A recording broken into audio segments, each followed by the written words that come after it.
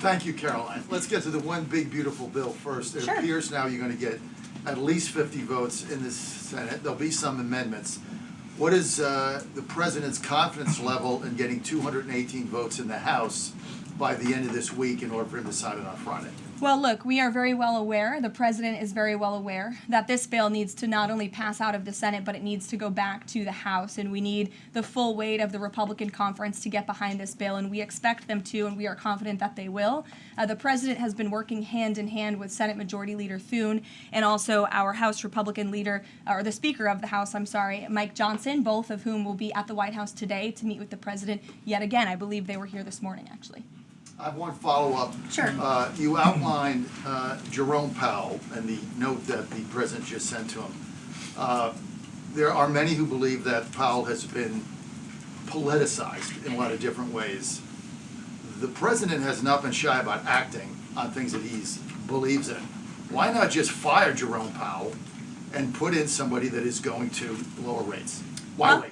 Well, it's a good question, and one you can ask the president because that's a decision for him to make. But you're right to point out the politicization of the Fed, and it's very unfortunate for our country. But Jerome Powell cut rates numerous times ahead of the election when Joe Biden was in this Oval Office, but now he refuses to when the economy is in a much better place. So there really isn't a good explanation for that, and the president is rightfully calling attention to it. Thank you. Kelly. Good afternoon. On Iran, the president posted on his social that he is not even talking to them anymore. When we were at NATO, he said he expected the U.S. and Iran to have talks as early as this week and that he might even want to see a written agreement. What is the update now if he's saying he's not even talking? So as I told you from the podium last week, I said the administration, and namely our special envoy Steve Witkoff, has been in communication both directly and indirectly with the Iranians. That communication continues. The president himself has not talked to Iran, which he pointed out in his truth statement. Peter. Thank you, Caroline. Does President Trump want Zoran Mamdani deported? I haven't heard him say that. I haven't heard him call for that. But certainly he does not want this individual to be elected. I was just speaking to him about it and his radical policies that will completely crush New York City, which is obviously a city that the president holds near and dear to his heart. There's this Congressman, Andy Ogles. He wants the Attorney General Bondi to explore denaturalization proceedings because he thinks Mamdani could have misrepresented or concealed material support for terrorism based on rap lyrics he wrote in 2017. Does President Trump think this is a worthwhile use of the Attorney General's time?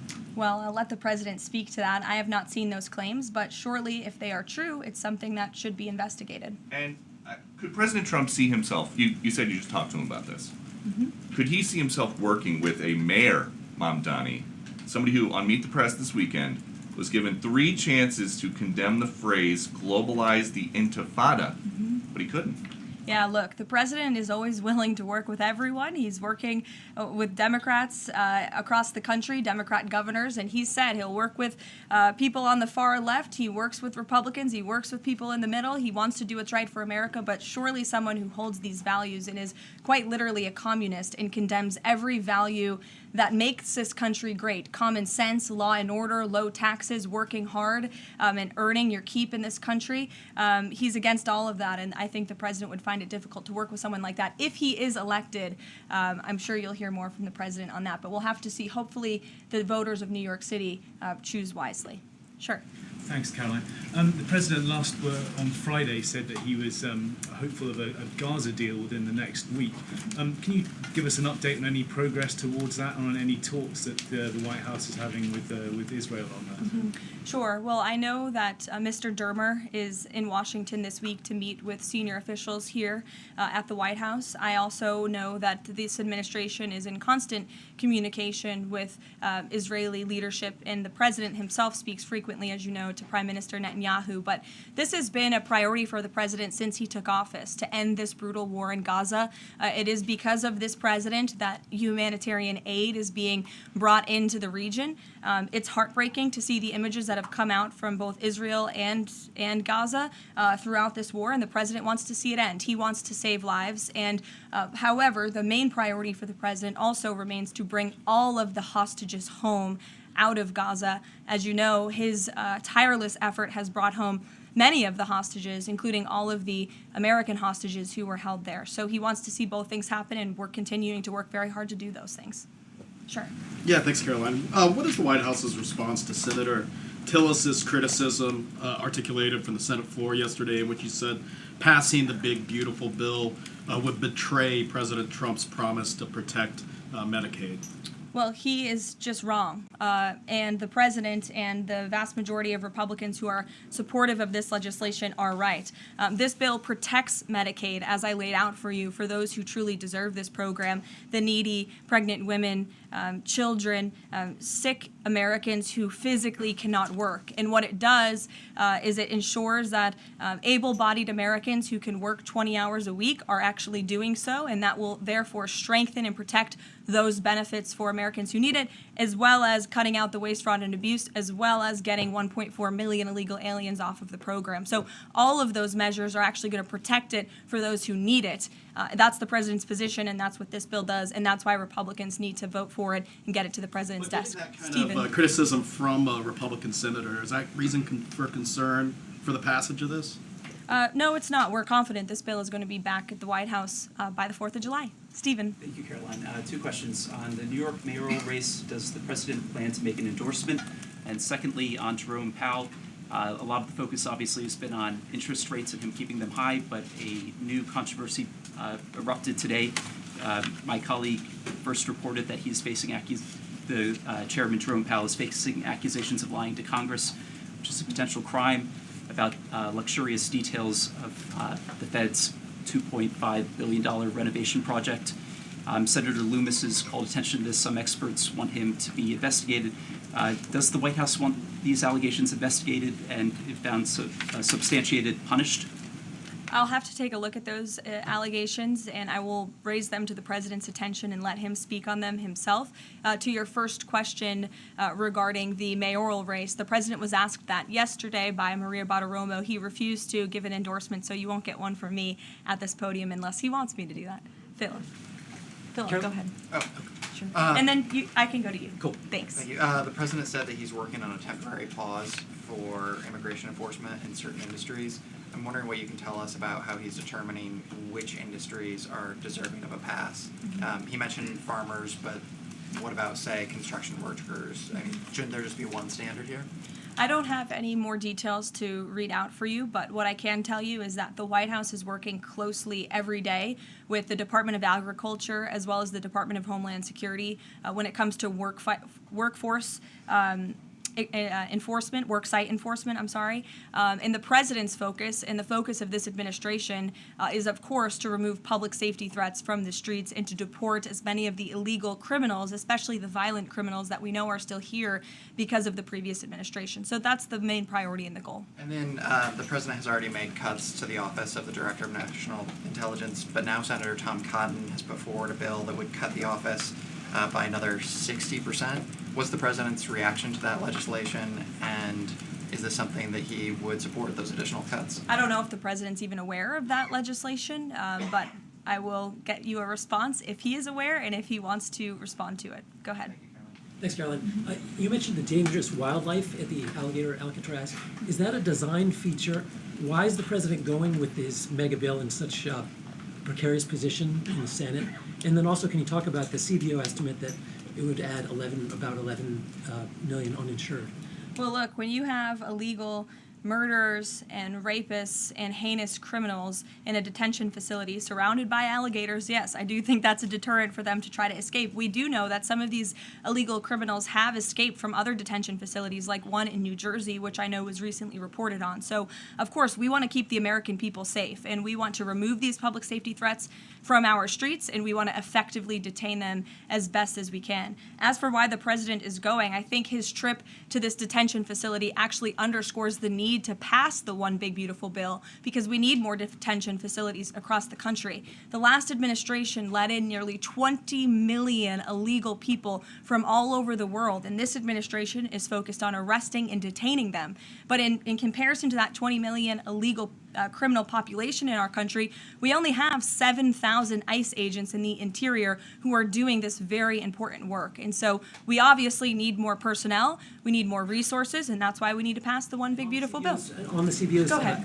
Yes, in the pink. Oh, thank you. Thank you. You're welcome. Can you please share some details of China trade deal? Has the U.S. agreed to ease some technology export restrictions? Sure. Well, the final language that was agreed upon in both Geneva and in London was signed just past week. We can get you that final text of the agreement.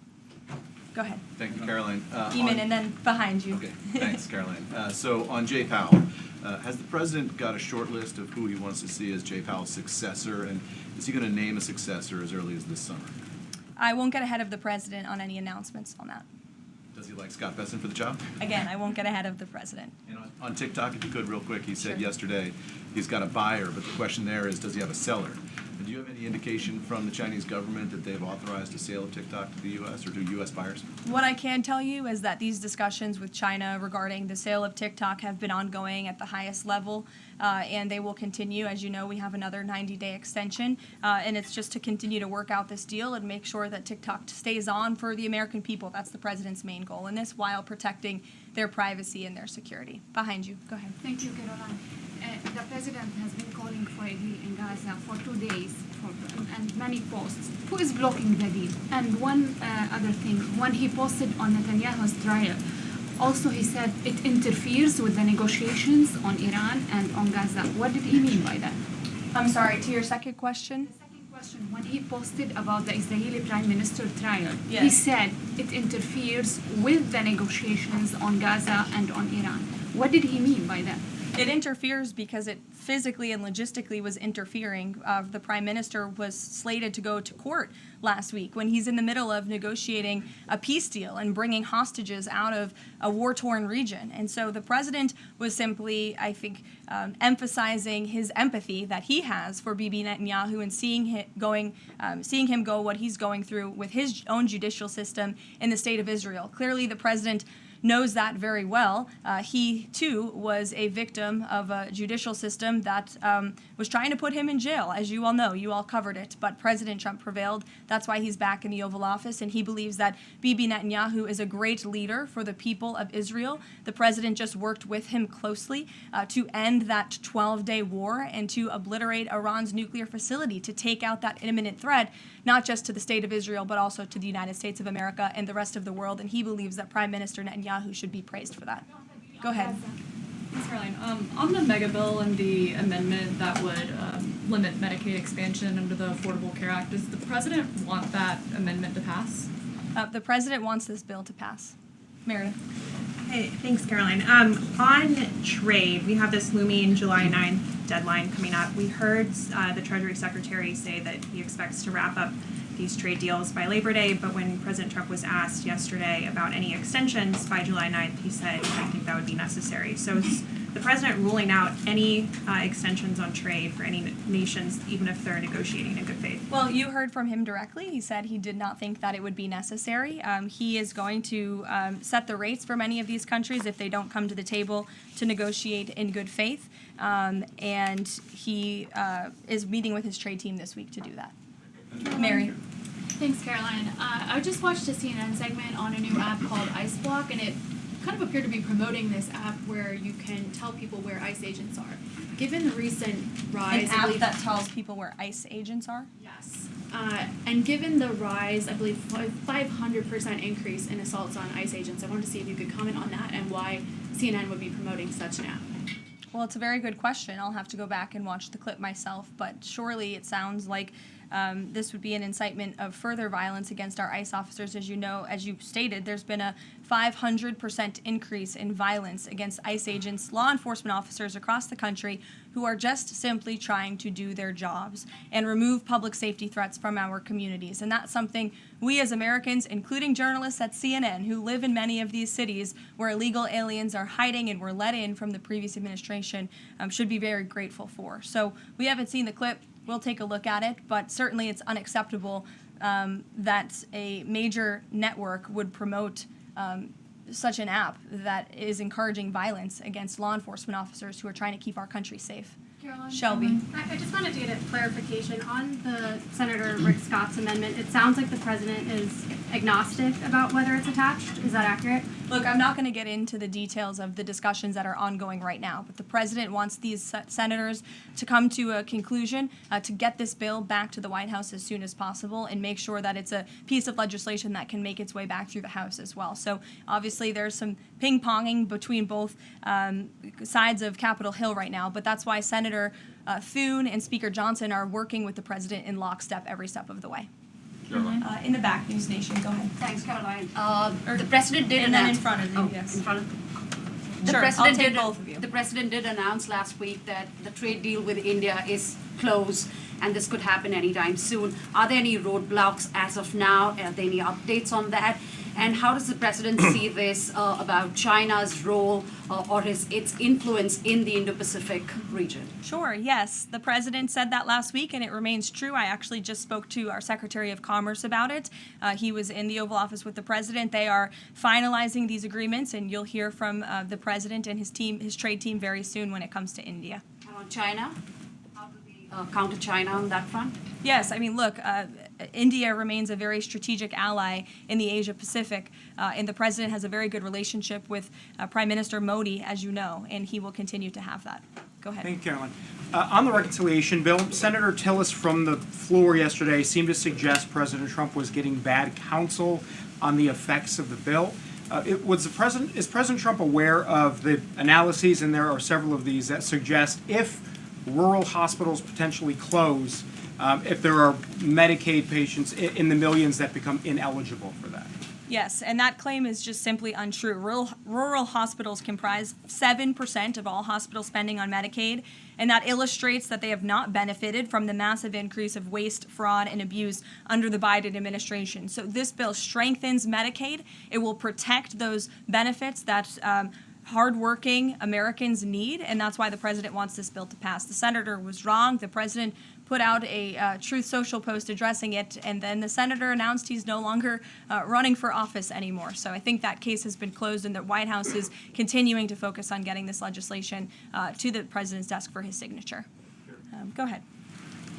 Yes, you. Yeah, thank you so much. Well, you and then you. There's confusion here. A question on Syria. Go ahead. Has the Syrian government get back to you that they are ready to join the Abraham Accord? Is there any discussion with the Syrian and Israeli government for having a security agreement? Is the first question. And the second question, what's the end goal for talking with the Iranian? Is that only focused on the nuclear program, or they are willing to speak about other issues like the proxy groups and ballistic missiles, or even trade with Iran? So as for discussions between Syria and Israel, you'll have to reach out to those respective governments. I can't comment on that. But what I can tell you is that this afternoon, the president will be signing an executive order to terminate the United States sanctions program on Syria. And this is in an effort to promote and support the country's path to stability and peace. The order will remove sanctions on Syria while maintaining sanctions on the former President Assad, his associates, human rights abusers, drug traffickers, persons linked to chemical weapons activities, ISIS and their affiliates, and Iranian proxies. And this is, again, an action that the president promised and shocked the world with in Saudi Arabia, because he's committed to supporting a Syria that is stable, unified, and at peace with itself and its neighbors. The president met with Syria's new president when we were in the Middle East, as you know, and so this is another promise made and promise kept by this president to promote peace and stability in the region. Go ahead, Alice. Questions on two topics, if you don't mind. Sure. Alice Howe with NTD here. First, on Canada. Canada says it's now dropping its digital services tax on American tech companies days after President Trump says he's halting all trade talks with Canada. First, what's the president's reaction to this? Can you tell us more about his call with Prime Minister Carney over the weekend? How did he get Carney to drop it? And also, what's the impact on American tech companies given this latest progress, as the president says he has been fighting for American tech companies? It's very simple.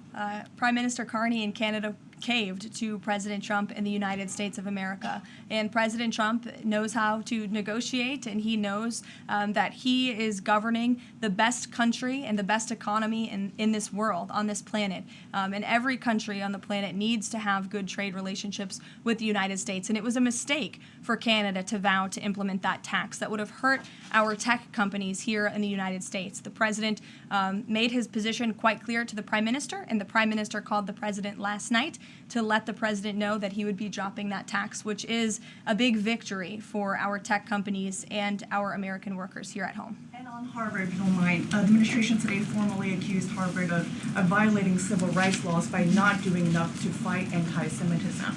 We know that the president has talked to us before about Harvard potentially having a deal with the administration in the coming days. Do you have an updated timeline for that? How's the negotiations going? And is more pressure needed for Harvard to take fighting anti-Semitism seriously? Well, there was quite a direct letter that was sent to Harvard this morning, as you know. The negotiations are taking place behind closed doors, so I won't comment on that. But what I will share with all of you, for those who haven't seen it, is the context of this letter, because I think it's very important. And this comes from the Department of Health and Human Services, which concluded after a thorough investigation that Harvard University is in a violent violation of Title VI of the Civil Rights Act, which prohibits discrimination on the basis of race, color, and national origin. And if you read some of the content of the investigation and what they found, the majority of Jewish students reportedly experienced negative bias or discrimination on their campus, while a quarter of Jewish students at Harvard felt physically unsafe. Jewish and Israeli students were assaulted and spit on. They hid their kippahs for fear of being harassed and concealed their Jewish identity from classmates for fear of ostracization.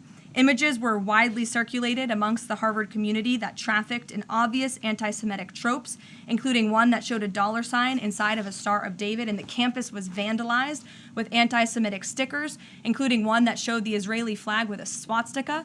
The Harvard campus was racked by demonstrations, as you all know, violent protests that violated the university's rules of conduct.